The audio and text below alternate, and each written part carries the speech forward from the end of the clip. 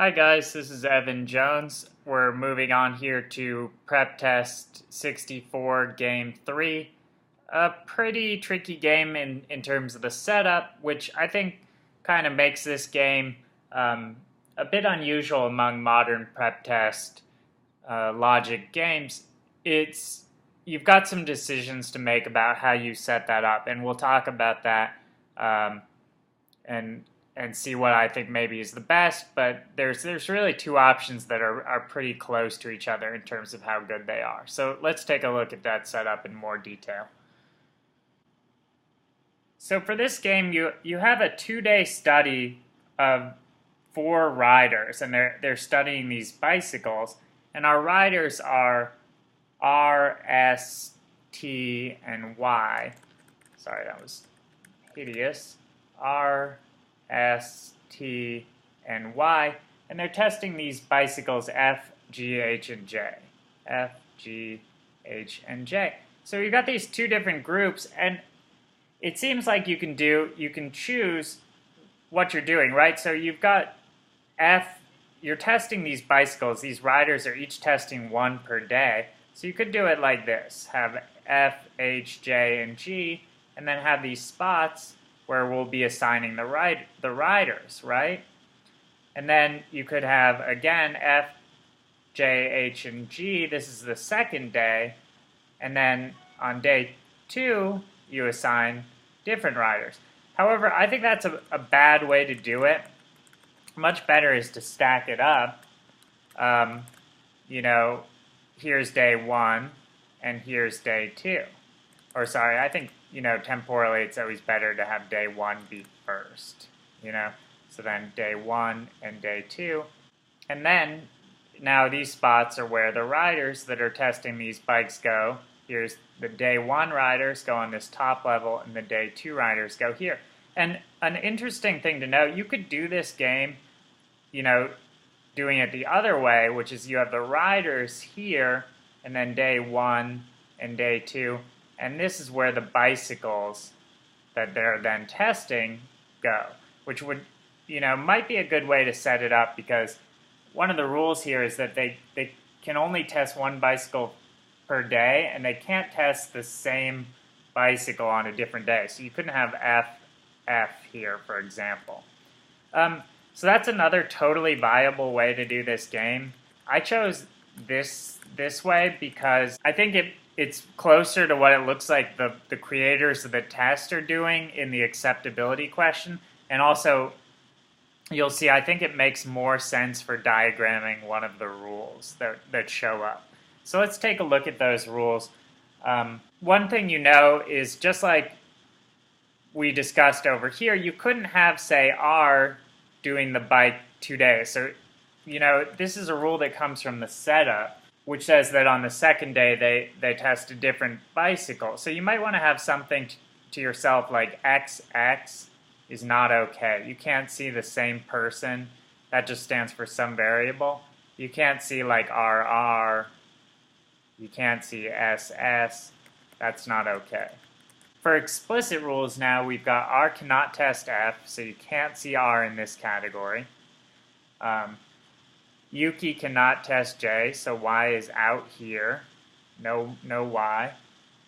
And then Teresa has to be one of the testers for H. So I draw a little arrow up top, dropping T somewhere into this category.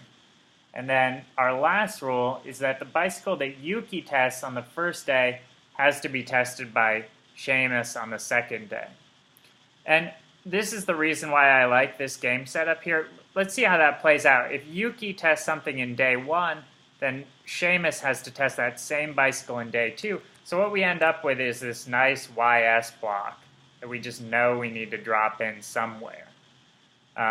So somewhere in this game you're going to see a YS block. It can't be here. It might be worth noting because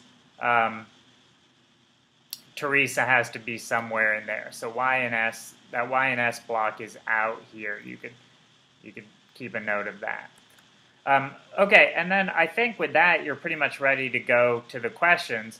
And just mentally I'm thinking, well, that Y and S block can only go on these 2 days now. So you're going to jump between those two possibilities. I might even suggest drawing out a couple of scenarios where your scenario 1 is you've got y and s in F, and then G, H, J, and then your second scenario is that you've got y and s in G. And, you know, if I did that, it would just be off to the side somewhere, and I'd kind of figure out whether it became useful to me later to have this set up. But it's a good way to just not worry at all about all these rules here, because you just think, okay, we're in either this scenario with y and s in F or this with y and s in G. Okay, so with that, we're totally ready to just check out the answer choices. All right, on 13, this is the acceptability question.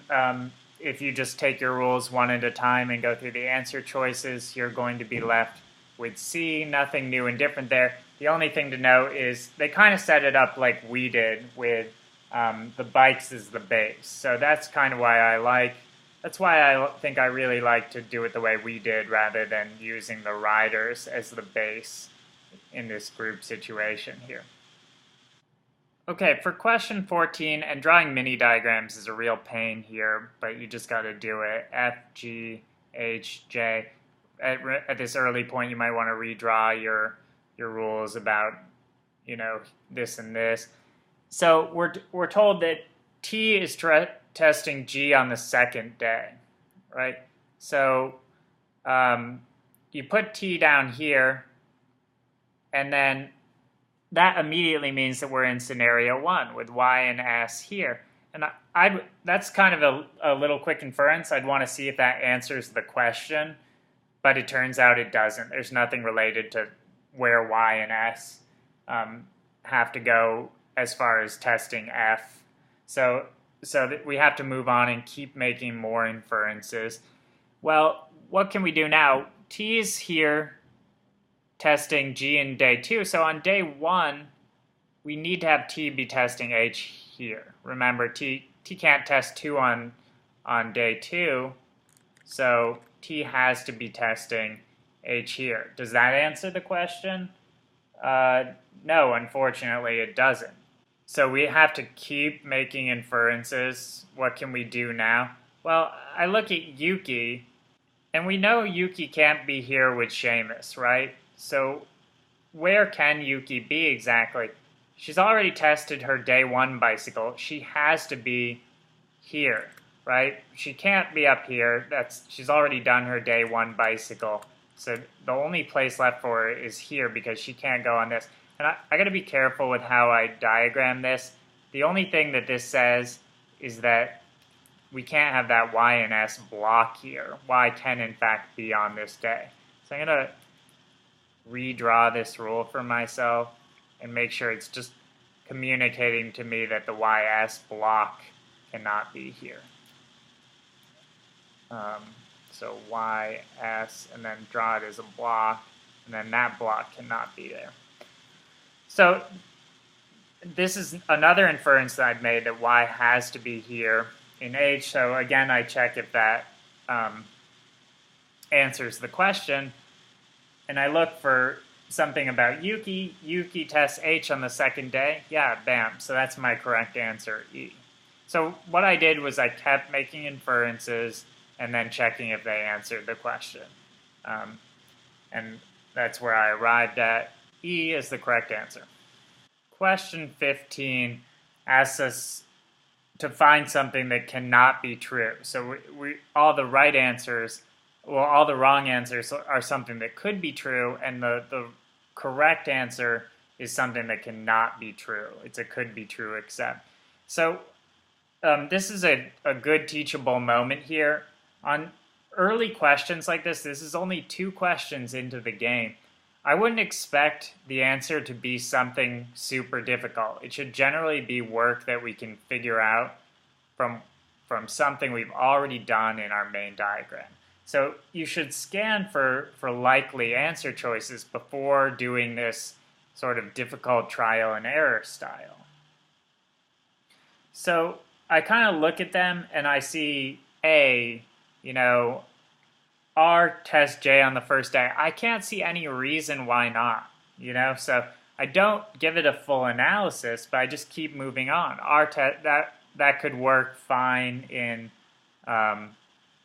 either of these scenarios, right? Okay, the second one, R test J on the second day. Yeah, sure, why not? I'm just not taking a hard look at this. I'm looking for something that is apparent to me is wrong from work we've already done in the main diagrams. And then C, I get to C, S tests H on the first day. That looks again like it should be possible because S, we know what S is doing on his second day, our 1 and 2 scenario here. And then, but we don't really know what he's doing on his first day, so why not have him testing H on the first day, Why not?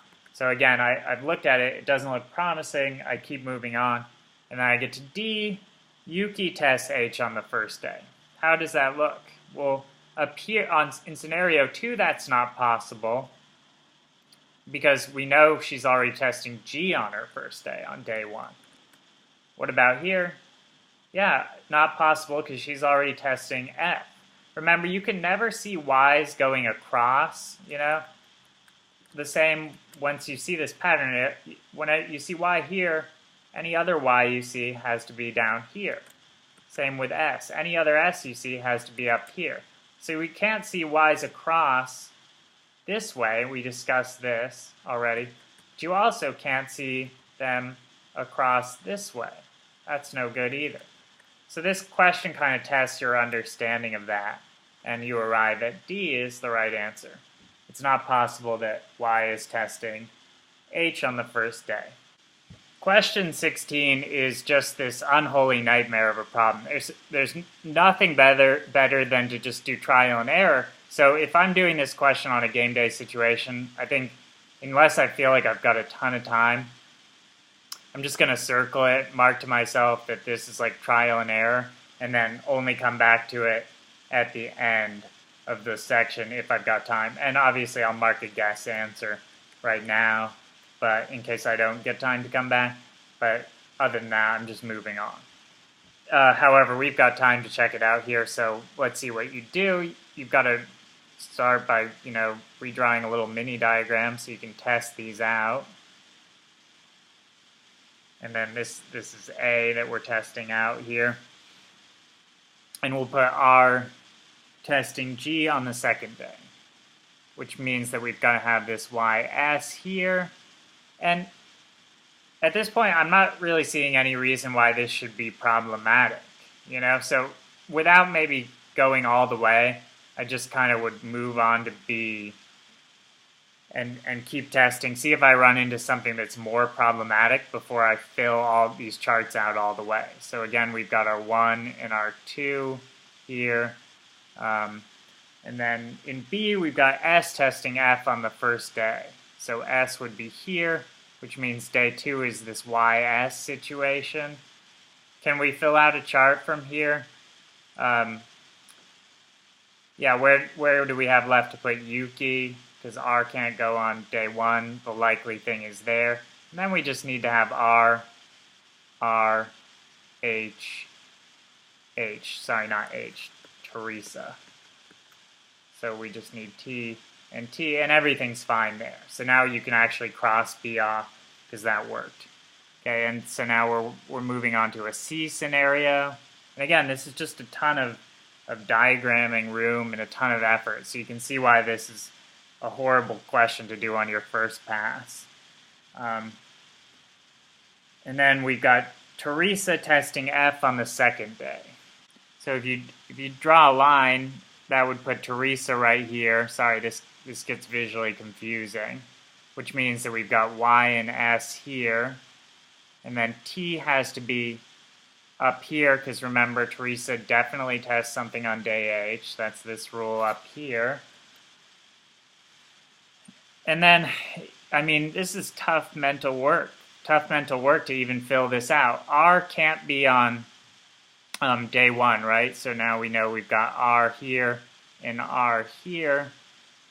But that forces Yuki now into this spot. Remember, she can't be up here, so she's forced down here, and that can't be true, remember, because of this rule, that Yuki can't test J. So finally, we arrive at the correct answer for C. It cannot be true that Teresa tests F on the second day. Total nightmare. The kind of question that's designed to separate like the 178 test takers from the 180 test takers. I think, 90% of us shouldn't be doing this problem on the first pass. We should only do it at the end of the section if we've got time. So keep that in mind. All right, let's take a look at 17. 17 is also another very difficult question, possibly one that you might consider holding off on till the end, although I think the work is a little quicker. So what we've got here is T is testing J on the first day. So at least we can fill in the diagram this far, and with that to work with, you can start trying your answer choices. So I look at A, has Ronaldo testing G on the second day, I'm sorry. So we put R right in here. That puts Y and S here, and things are looking pretty good, We can have R up here, and then have S here, and Yuki there. And no, all of a sudden, that doesn't work, because we force Yuki into J. So A is gone. So now let's start another diagram over here with our T and our T, going into the spots where we know they have to be. And we've got Seamus testing H on the first day in this one. So Seamus tests H on the first day.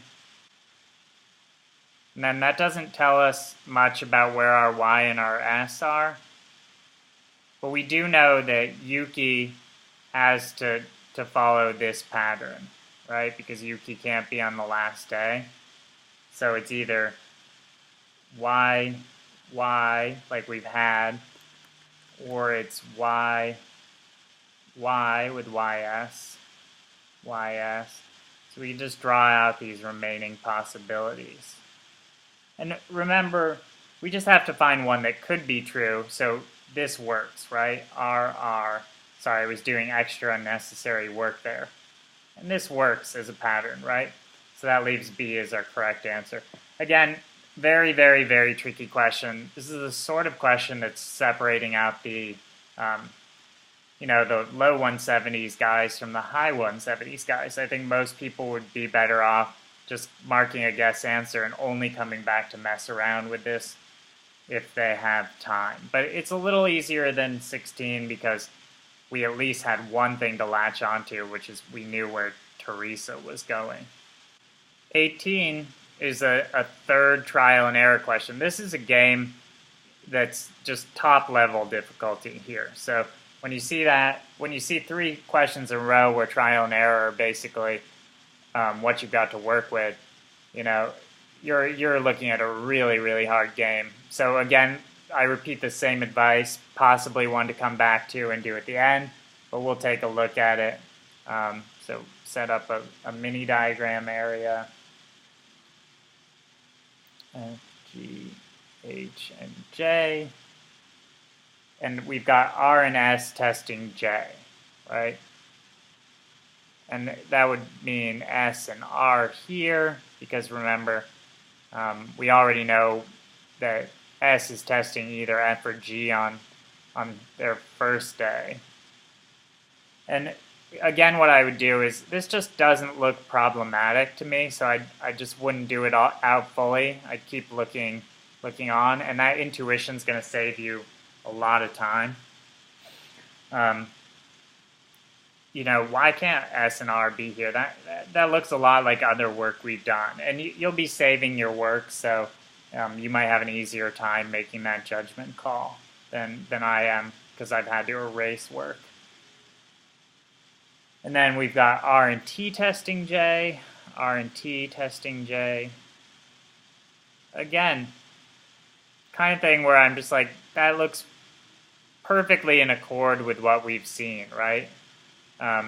You'd have T there, R here, and then just have the Y, S, SY block that, has worked for us before. So again, I'm not going to mess around with that all the way, although I actually did, but I might not.